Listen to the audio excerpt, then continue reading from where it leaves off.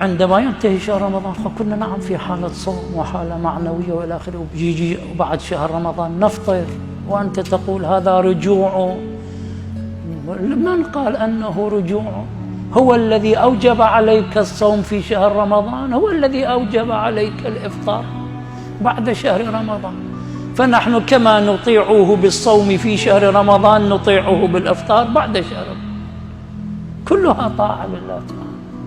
الله تعالى يريدك أن تعبده من حيث هو يريد، لا من حيث أنت تريد. يقول لك صوم، قل له أصوم نعم يا إلهي. يقول لك افطر، قل له أفطر يا إلهي.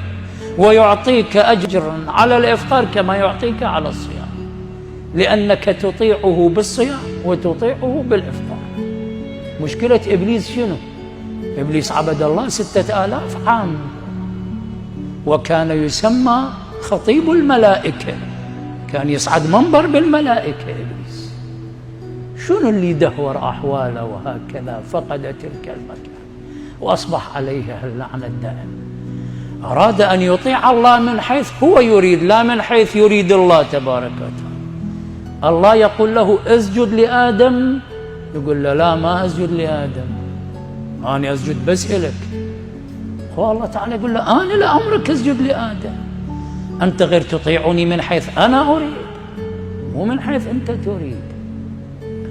فإذا هاي النقطة الثانية، أننا لما نفطر بعد شهر رمضان أيضا نطيع الله تعالى كما أطعناه في شهر رمضان في الصيام، نطيعه بعد شهر رمضان في الإفطار.